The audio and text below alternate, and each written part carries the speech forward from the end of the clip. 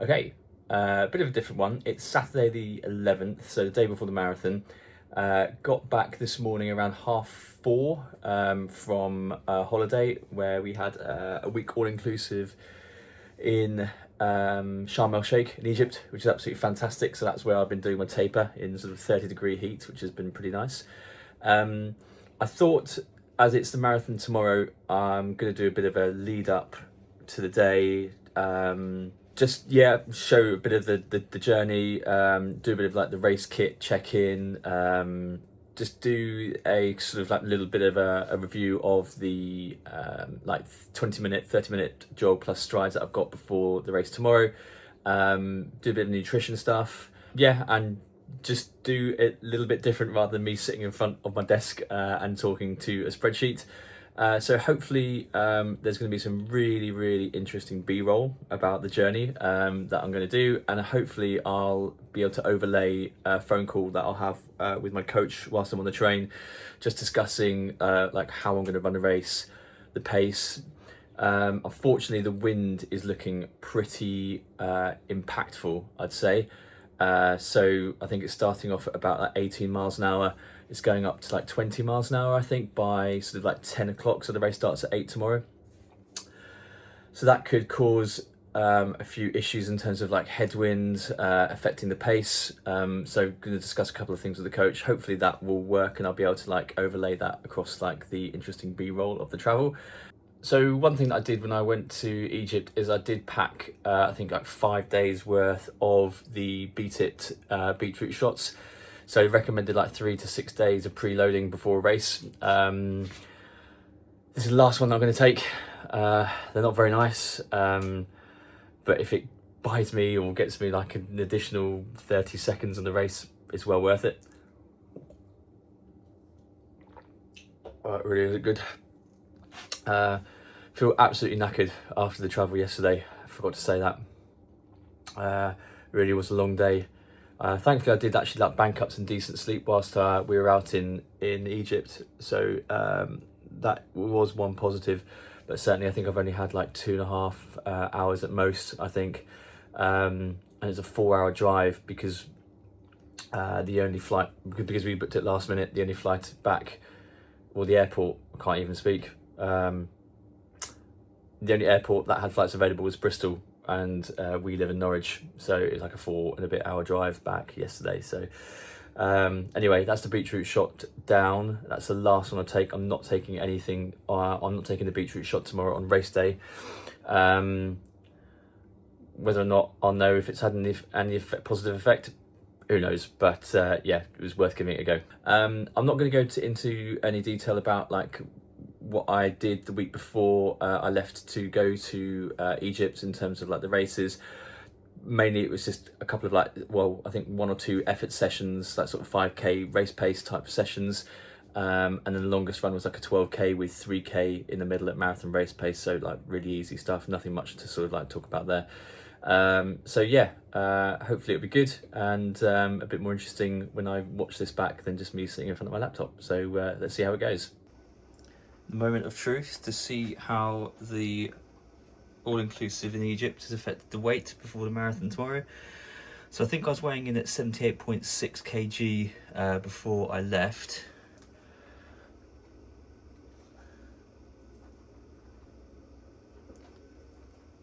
$79.9. So yeah, only put on 1 kg, which I'm very happy with. Yeah, so it says tomorrow at like 8 o'clock, it's like 17 miles an hour, then it goes up to 19, then 20. I think Right, okay. by sort of 10 o'clock. Looking at the course, I think it's going to be a bit of a mixture. You're going to get, I think you're going to sort of get a bit of crosswind, stroke tailwind for the first third. Yeah, The middle third is going to be more headwind, and yeah, then the last third I think is going to be more crosswind, tailwind. In my head, I was thinking stick to the original plan of yeah, first 5k at 4:20, then like 4:17, 4:18 for the next yeah, 5k, and then try and settle yeah. into 4:14, 4:15 for the next 20. That sounds good. I mean, don't alter your plan. You know, it's I don't know what it's like up there. You said it's more wind than you'd prefer, but like Yes. you said, you cope with it very well in Great Yarmouth. Yeah. So, you know, I would don't change the plan. It's a good plan. You know, we've been worked towards this plan for a long while. So, yeah, just stick to the plan. I mean, my favourite saying, you know what I'm going to say, is you can always pull time back, down. So if you do you get in a situation where, you get to halfway and you feel, you know what, I can pick this up. You'll be fine, mate. You know, you've done the training, you've done the process, you've done all the training. You know, you're in good shape. You got a good plan. You know, everything's been, yeah. Just go and execute it, there, my man.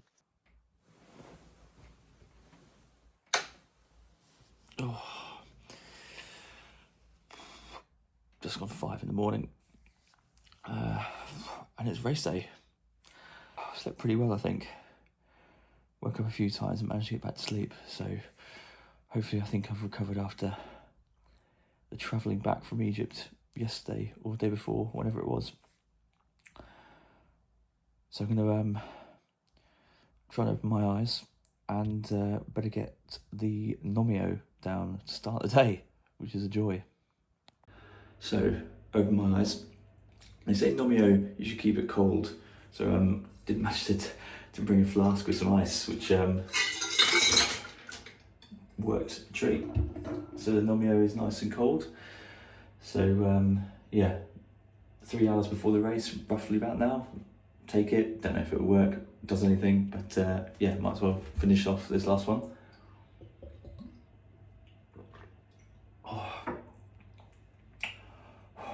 I don't know what's worse, that or the beetroot shot, but they are pretty terrible, to be honest with you. Oh. Anyway, that's done. 3 hours to kick in, we're ready to go. Okay, showered, feel more human. Breakfast is at 6 o'clock, so got a bit of time now. So I'm going to just whack on the Normatex for like 20 minutes to freshen up the legs, watch a bit of Match of the Day from yesterday, and then head down to breakfast. Brought some peanut butter with me, religiously, just peanut butter on toast, pretty much most mornings for breakfast anyway, but especially on race day. Can take a pH 1500 down and drink that as well, and that should be enough. And then yeah, come back, get dressed, yeah, to make sure I've got everything together, and yeah, head down to the start. Okay, turns out breakfast is at 6:30, not 6. So that should be okay still, considering I'm just going to have a couple of slices of toast and whatever. So I thought that's going to cut my time down a bit. So we'll do a bit of the race kit check now. Can I turn this around? No. Okay, so race kit. I've got the Fractal running singlet. Found these guys on Instagram, and I saw this top and I just thought it looked awesome. So yeah, bought that. Came shipped from Australia, which is pretty cool. Nike Stride 2-in-1 5-inch running shorts. I've got about 7 pairs of these. They just work really well for me. They've got a zip pocket on the back, which I'll store the Precision Hydration electrolyte tablets. They've also got a pocket on each side, and they're just really comfortable. Socks wise, I use More Miles socks. I've tried quite a few running socks in the past, and always just ended up getting some sort of irritation on my feet, blisters and whatever, which wasn't down to the shoes, it was down to the socks. But these just work for me. Got decent padding in all the right areas. Yeah, fine. Sun God Ultras, not sure if it's going to be sunglasses weather yet, but I bought them just in case. Garmin Forerunner 965, Morton 160 and 100 caffeine. So I'll take one of these 20 minutes before, and then take a gel every 20 minutes, so that will be 105 grams of carbs an hour.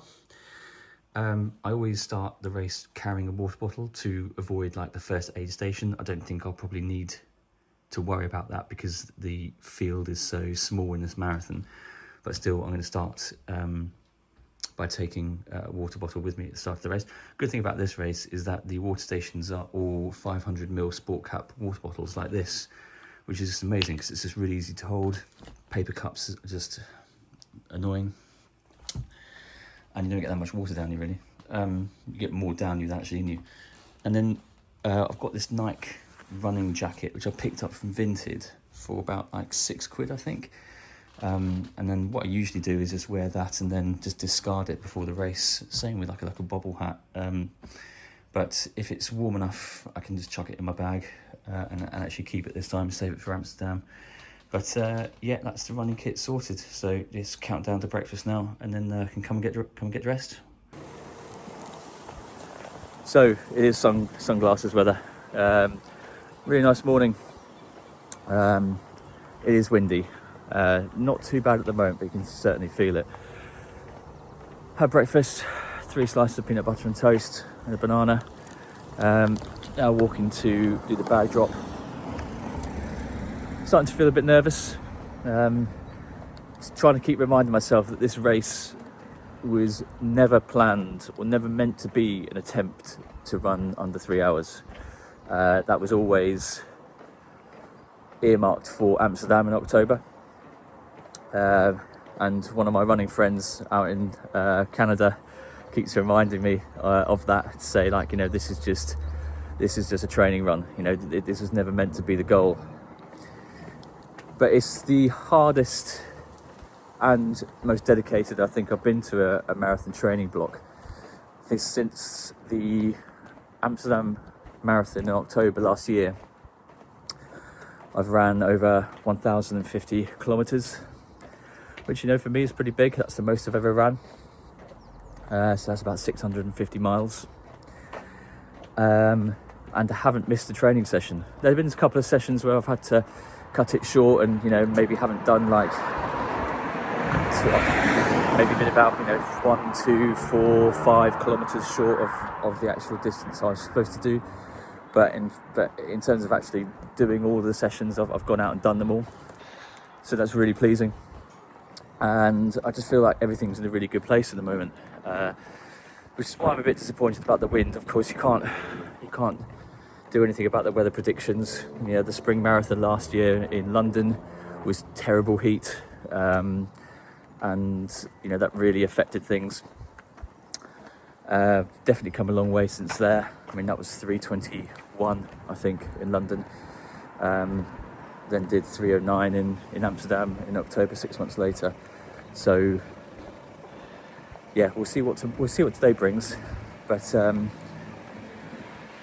just try to remember it's not the A race.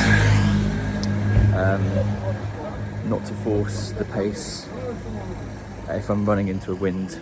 So very much just do what I did at the half marathon in Great Yarmouth in the beginning of March.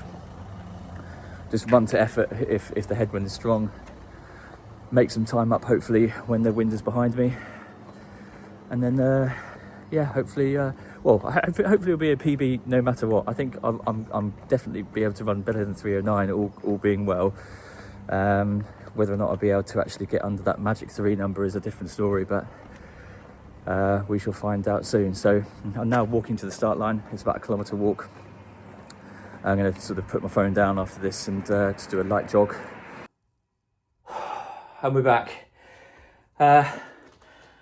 Disappointed is the overriding feeling. For the first 17k, I was absolutely bang on.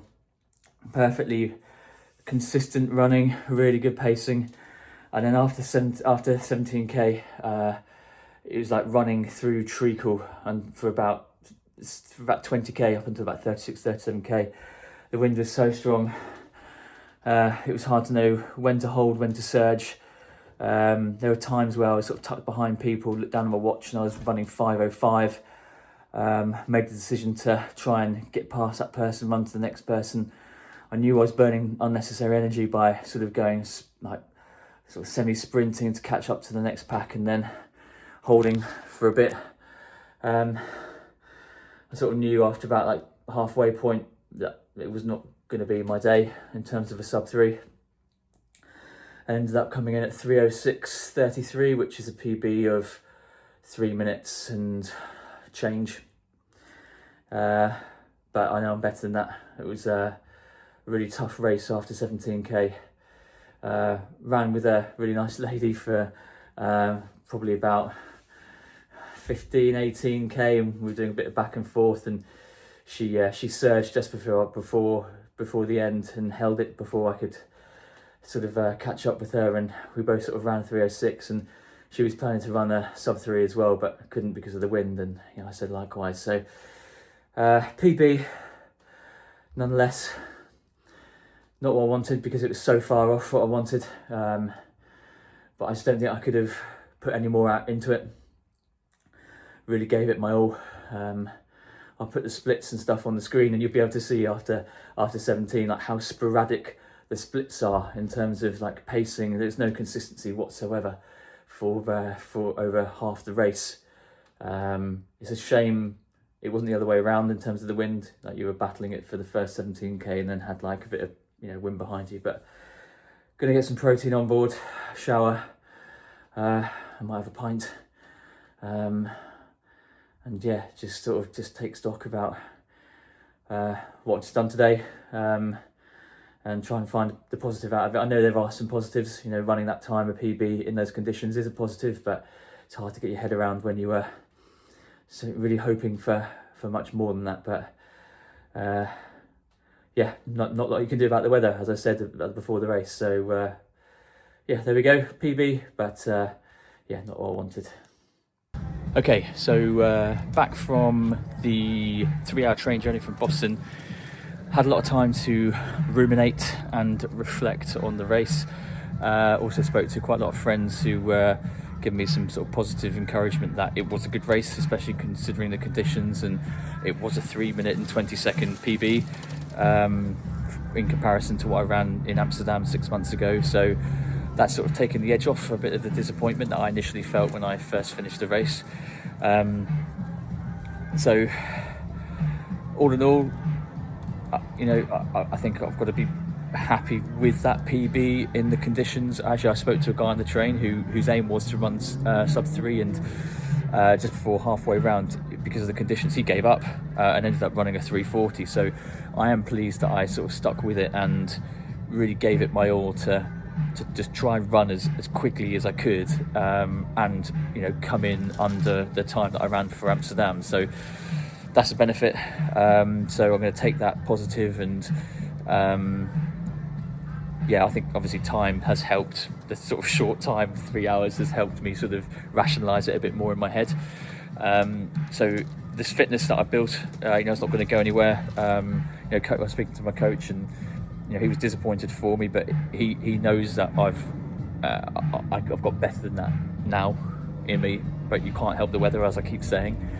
So I'm going to take that fitness. Coach wants to then start doing some sort of 5k, 10k speed work over the summer, and then I'll be taking that sort of fitness, that sharpness into the Amsterdam training block that will start in like August, September, and go to Amsterdam and just basically just give it full send, like I did today, but hopefully in better conditions to really achieve the goal that I wanted to this year, which was to run a sub-3 in Amsterdam in October. So yeah, just having a quick pint before I go home. But yeah, I hope this video has been interesting. I think certainly for me it's been a bit more interesting than sitting in front of my desk and editing the video looking at a spreadsheet. So I think I'm going to try and do a bit more of this because it's a bit more interesting. And yeah, I will do another video when the training starts. So I'm going to have next week off, just to recover, and then probably start the week after. So yeah, I'll see you on the next video that I do. Cheers.